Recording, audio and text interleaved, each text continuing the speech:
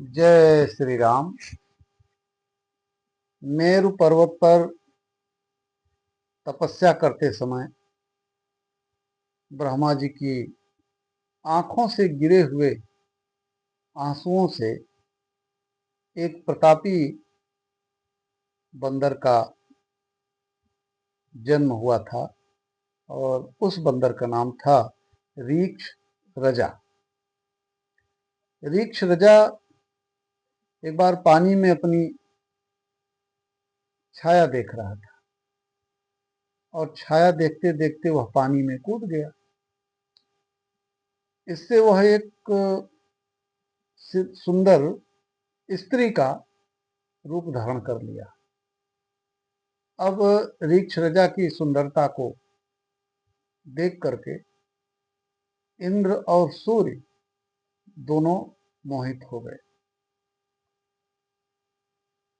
और दोनों के मन में उस स्त्री के प्रति काम भाव उत्पन्न हो गए। तो इंद्र ने अपने वीर्य को उस सुंदर स्त्री के मस्तक पर लगा दिया और सूर्य ने अपने वीर्य को उसके गाल पर लगा दिया। फलस्वरूप इंद्र के पुत्र के रूप में बाली का जन्म हुआ और सूर्य के पुत्र के रूप में सुग्रीव का जन्म हुआ। और पुनः जो रीक्ष रजा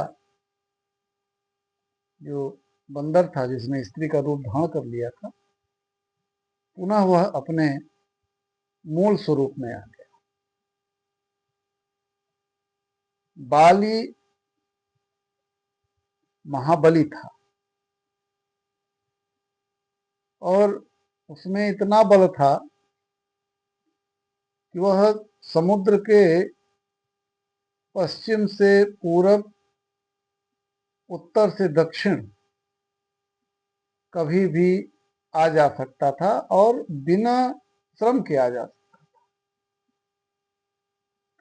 भगवान ब्रह्मा के आशीर्वाद से ये दोनों भाई किष्किंधा में राज करने लगे थे और बाली का बड़ा नाम था, बड़ा प्रताप था। बाली के नाम और प्रताप को सुन करके रावण सोचा कि इसके ऊपर आक्रमण करें, इसको अपने अधीन कर लें। एक दिन अचानक रावण ने बाली के ऊपर आक्रमण कर। अब बाली उस समय समुद्र के तट पर संध्या तर्पण कर रहे थे और जैसे ही बाली उनके पास जाता है, बाली को पकड़ लेते हैं और अपने दाहिने हाथ की भुजा के नीचे उसे दबा लेते हैं और कहते हैं कि 6 महीने तक उसे दबाए रखा और बाली अपना संध्या बंदन करता रहा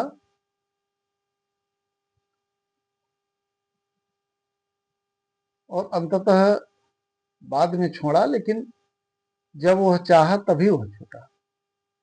तो जब अंगद जी रावण के दरबार में गए तो रावण से ये प्रश्न किया था कि आप क्या वही रावण हैं जिसको कि हमारे पिता ने आंख में दबा लिया था और 6 महीने तक दबाए रखा था। तो रावण बड़ा क्रोधित हो गया। दूसरी बात कि बाली के पास जो माला थी वह माला उसके पिता इंद्र ने दी थी और उस माला की खासियत ये थी कि जब भी वह पहन करके लड़ाई में जाता या शत्रु के सामने जाता तो शत्रु का जो बल था वह आधा हो जाता था। और उस माला में दूसरी विशेषता थी कि उसमें प्रशस्त विजय लक्ष्मी का वास था हमेशा। तो जब भगवान श्री राम के हाथों बाली का वध हुआ तो प्राण त्यागने से पूर्व बाली ने सुग्रीव को अपनी माला इसीलिए दी थी, कहा कि मैं अगर इस माला को पहन करके मतलब शरीर छोड़ता हूं तो इसकी जो श्री है वह नष्ट हो जाएगी, इसलिए तुम इस माला को धारण कर लो ताकि इसकी जो विशेषता है वह बरकरार रहे। और अंतिम बात कि गोलभ एक गंधर्व था। गोलभ से 15 वर्ष तक बाली और गोलभ के बीच युद्ध हुआ और अंत में बाली ने गोलभ को हरा दिया। तो ये थी बाल और सुग्रीव की संक्षिप्त कथा। जय श्री राम।